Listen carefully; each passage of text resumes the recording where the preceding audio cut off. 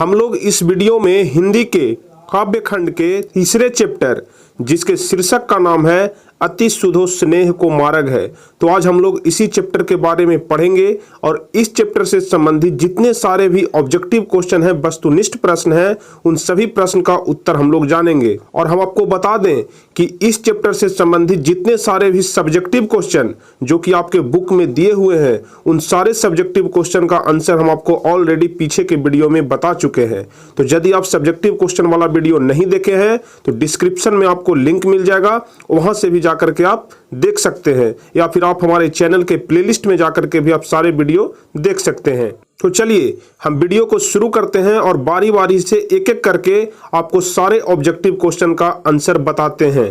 तो आप सभी लोग जल्दी से वीडियो को लाइक कर दीजिए। जो भी स्टूडेंट चैनल पर नए हैं वह चैनल को सब्सक्राइब करके बेल आइकन दबा दीजिए, ताकि आगे भी जितने सारे वीडियो इस चैनल पर अपलोड हो इसका नोटिफिकेशन आपके पास पहुंचते रहे। तो सबसे पहला नंबर क्वेश्चन हम लोग देखेंगे कि घनानंद की भाषा क्या है।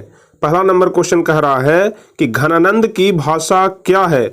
ऑप्शन ए है अवधी, बी है ब्रज भाषा, सी है प्राकृत और डी है पाली। तो पहला का सही आंसर कौन सा होगा? तो पहला का सही आंसर हो जाएगा घनानंद की भाषा जो है वह ब्रज भाषा है। तो पहला का बी नंबर ऑप्शन सही हो जाएगा। दूसरा नंबर क्वेश्चन हम लोग देखेंगे, घनानंद किस काल के कवि थे। घनानंद किस काल के कवि थे।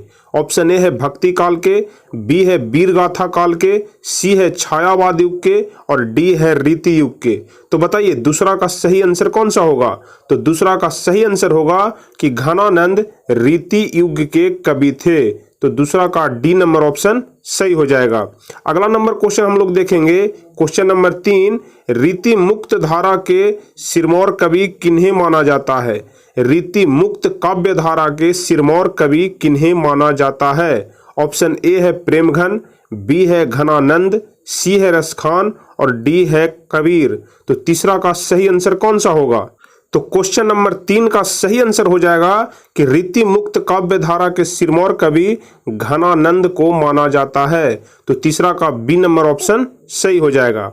अब चलिए चौथा नंबर क्वेश्चन देखेंगे, घनानंद किसके द्वारा मारे गए।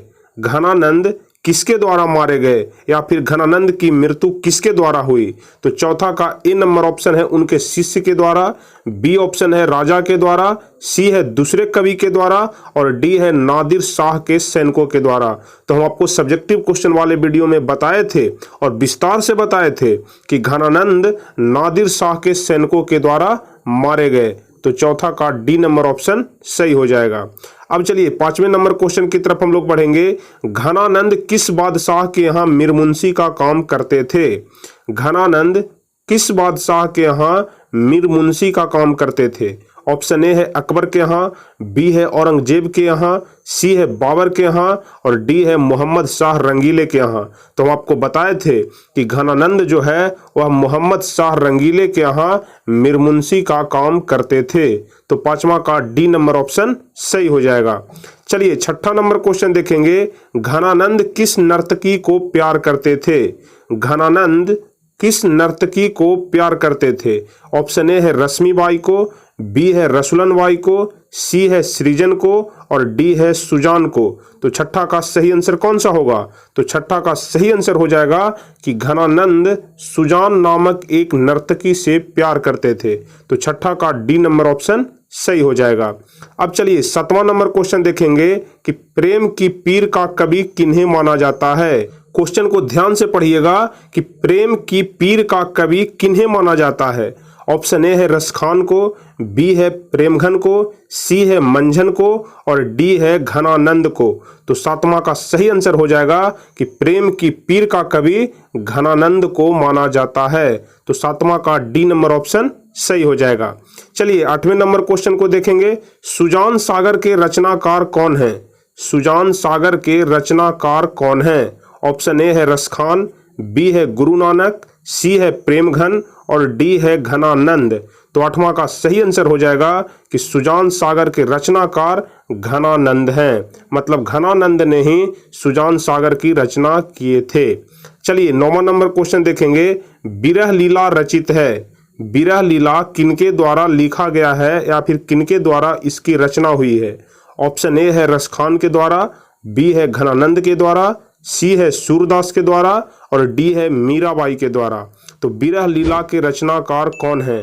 तो 9 का सही आंसर हो जाएगा घनानंद के द्वारा। विरह लीला के रचनाकार का नाम है घनानंद। तो 9वां का बी नंबर ऑप्शन सही हो जाएगा। अब चलिए 10वां नंबर क्वेश्चन देखेंगे। घनानंद का दूसरा पद किसे संबोधित है? हम आपको सब्जेक्टिव क्वेश्चन वाले वीडियो में बताए हैं कि पहला पद किसे संबोधित है और दूसरा पद किसे संबोधित है। तो बताइए, अगर आप हमारा सब्जेक्टिव क्वेश्चन वाला वीडियो पूरा देखे होंगे तो आप सभी चीज आसानी से समझ रहे होंगे, क्योंकि हम आपको वहां विस्तार से सारे कुछ बता चुके हैं। तो बताइए 10 का सही आंसर कौन सा हो जाएगा कि घनानंद का दूसरा पद किसे संबोधित है? तो 10 का जो सही आंसर हो जाएगा जो होगा कि कविता में घनानंद का जो दूसरा पद है वह बादल को संबोधित है। तो 10 का सी नंबर ऑप्शन सही हो जाएगा। चलिए 11 नंबर क्वेश्चन देखेंगे। घनानंद अपने आंसुओं को कहां पहुंचाना चाहते हैं? घनानंद अपने आंसुओं को कहां पहुंचाना चाहते हैं? समाज में पहुंचाना चाहते हैं कि बादल के पास पहुंचाना चाहते हैं कि वृंदावन में पहुंचाना चाहते हैं कि सुजान के आंगन में पहुंचाना चाहते हैं? तो 11 का सही आंसर हो जाएगा कि घनानंद अपने आंसुओं को सुजान के आंगन में पहुंचाना चाहते हैं। तो 11 का डी नंबर ऑप्शन सही हो जाएगा। चलिए 12 नंबर क्वेश्चन देखेंगे कि परहित के लिए देह धारण कौन करता है? परहित कहने का मतलब दूसरों के हित के लिए। तो दूसरों के हित के लिए देह कौन धारण करता है? राजा कि साधु कि बादल कि पशु? तो 12 का सही आंसर हो जाएगा कि परहित के लिए बादल है जो देह धारण करता है। बादल ही है जो दूसरों के लिए वर्षा कराता है, न कि वह अपने लिए वर्षा कराता है। इसलिए यहाँ पर घनानंद कहते हैं कि बादल है जो दूसरों के लिए परहित के लिए देह धारण करता है। अब चलिए अगला नंबर क्वेश्चन देखेंगे। पर्जन्य का पर्याय क्या होता है? बताइए, पर्जन्य का पर्याय क्या होता है? ऑप्शन ए पर्जन्य का मतलब होता है दूसरा व्यक्ति, बी ऑप्शन है परोपकार, सी ऑप्शन है बादल और डी ऑप्शन है इनमें से कोई नहीं। तो 13 का सही आंसर हो जाएगा कि पर्जन्य का पर्यायवाची होता है बादल। तो 13 का सी नंबर ऑप्शन सही हो जाएगा। चलिए 14 नंबर क्वेश्चन देखेंगे। सरसों का हिंदी मानक शब्द क्या है? सरसों का हिंदी मानक शब्द क्या है? ऑप्शन ए है सरस, बी है सरसों का पौधा, सी है रस बरसाओ और डी है सरकना। तो 14 का सही आंसर हो जाएगा कि सरसों का हिंदी मानक शब्द है रस बरसाओ। तो 14 का सी नंबर ऑप्शन सही हो जाएगा। अब 15 नंबर क्वेश्चन की तरफ हम लोग बढ़ेंगे। तो 15 नंबर क्वेश्चन कह रहा है कि कवि ने प्रेम मार्ग को बताया है। तो बताइए कवि ने प्रेम मार्ग को क्या बताया है? ऑप्शन ए है सरल एवं निश्चल मार्ग, बी है जटिल मार्ग, सी है नीरस मार्ग और डी है अहंकार युक्त मार्ग। तो 15 का सही आंसर कौन सा होगा? तो 15 का सही आंसर हो जाएगा कि कवि ने प्रेम मार्ग को सरल एवं निश्चल मार्ग बताया है। 15 का ए नंबर ऑप्शन सही हो जाएगा। अब 16 नंबर क्वेश्चन हम लोग देखेंगे। घनानंद के सुजान कहकर किसे संबोधित किया है? घनानंद ने सुजान कहकर किसे संबोधित किया है? ऑप्शन ए है प्रीतम को, बी है सामान्य जल को, सी है साधुओं को और डी है विद्वानों को। तो 16 का सही आंसर हो जाएगा कि घनानंद ने सुजान कहकर अपने प्रीतम को सम्मानित किया है या फिर संबोधित किया है।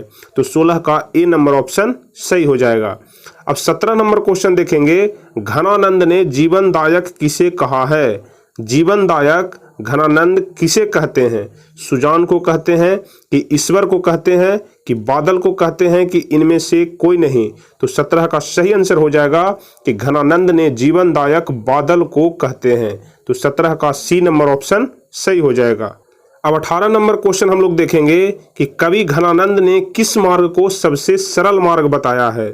कवि जो घनानंद हैं वह कौन से मार्ग को सबसे सरल कहा है? ऑप्शन ए है प्रेम मार्ग को, बी है साधना के मार्ग को, सी है कर्म पंथ को और डी है ज्ञान मार्ग को।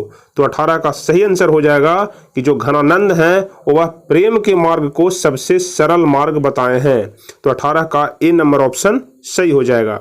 19वां नंबर क्वेश्चन देखेंगे। सुजान सागर किसकी कृति है या फिर सुजान सागर के रचयिता कौन है? ऑप्शन ए है मतीराम, बी है घनानंद, सी है देव और डी है केशव राम। तो 19 का बी नंबर ऑप्शन सही हो जाएगा कि सुजान सागर के रचनाकार का नाम है घनानंद, जो आपके इस चैप्टर के भी रचनाकार हैं। चलिए 20 नंबर क्वेश्चन देखेंगे। रीति मुक्त काव्य धारा के सिरमौर कवि किसे कहा जाता है? रीति मुक्त काव्य धारा के सिरमौर कवि किसे कहा जाता है? यह इंपॉर्टेंट क्वेश्चन है, पहले भी एग्जाम में पूछा जा चुका है। तो बताइए रीति मुक्त काव्य धारा के सिरमौर कवि किसे कहा जाता है? ऑप्शन ए है बिहारी को, बी है घनानंद को, सी है पद्माकर को और डी है मतीराम को। तो 20 का सही आंसर हो जाएगा कि रीति मुक्त काव्य धारा के सिरमौर कवि घनानंद को कहा जाता है। तो 20 का बी नंबर ऑप्शन सही हो जाएगा।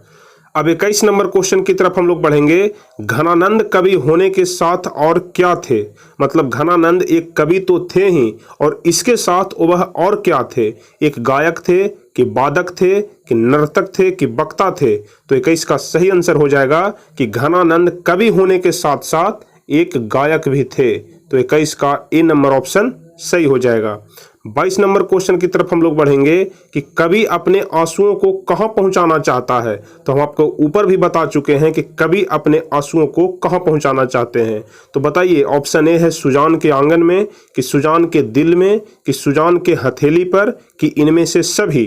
तो 22 का सही आंसर हो जाएगा कि कवि अपने आंसुओं को सुजान के आंगन में पहुंचाना चाहते हैं। तो 22 का ए नंबर ऑप्शन सही हो जाएगा। अब हम लोग अगला नंबर क्वेश्चन देखेंगे। तो क्वेश्चन कह रहा है कि निस्वार्थ भाव से निश्चल होकर अपने को समर्पित कर देना किसका कथन है? निस्वार्थ भाव से निश्चल होकर अपने को समर्पित कर देना यह किसका कथन है? ऑप्शन ए है सुजान का, कि बी है घनानंद का, कि सी है मोहम्मद शाह का, कि डी है इनमें से कोई नहीं। तो 23 का सही आंसर हो जाएगा निस्वार्थ भाव से निश्चल होकर अपने को समर्पित कर देना यह घनानंद का कथन है।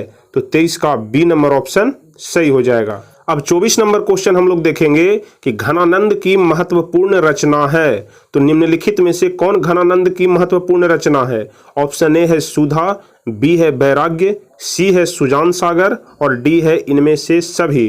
तो 24 का सही आंसर हो जाएगा कि घनानंद की प्रमुख रचना है सुजान सागर। तो 24 का सी नंबर ऑप्शन सही हो जाएगा। 25 नंबर क्वेश्चन हम लोग देखेंगे।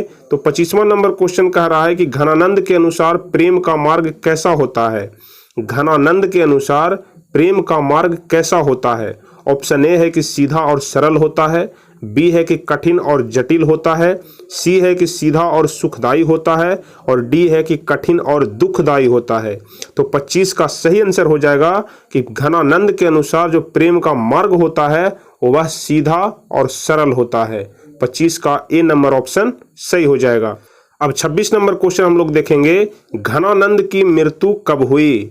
घनानंद की मृत्यु कब हुई? 1737 ईस्वी में, कि 1739 ईस्वी में, कि 1741 ईस्वी में, कि 1743 ईस्वी में? तो 26 का सही आंसर हो जाएगा कि घनानंद की मृत्यु 1739 ईस्वी में हुई। तो 26 का बी नंबर ऑप्शन सही हो जाएगा। 27वां नंबर क्वेश्चन हम लोग देखेंगे। घनानंद किस भाषा के कवि थे? घनानंद की भाषा क्या थी या फिर घनानंद किस भाषा के कवि थे? ऑप्शन ए है अवधी, बी है ब्रज भाषा, सी है भोजपुरी और डी है गुजराती। तो 27 का सही ऑप्शन हो जाएगा कि घनानंद की भाषा था ब्रज भाषा। तो 27 का बी नंबर ऑप्शन सही हो जाएगा। चलिए 28वां नंबर क्वेश्चन हम लोग देखेंगे। घनानंद किससे प्रेम करते थे? 28 नंबर क्वेश्चन कह रहा है कि घनानंद किससे प्रेम करते थे? ऑप्शन ए है कलावती नामक नर्तकी से, बी है रेशमा नामक नर्तकी से, सी है सुजान नामक नर्तकी से और डी है सलमा नामक नर्तकी से। तो 28 का सी नंबर ऑप्शन सही हो जाएगा कि घनानंद सुजान नामक नर्तकी से प्रेम करते थे। तो 28 का सी नंबर ऑप्शन सही हो जाएगा।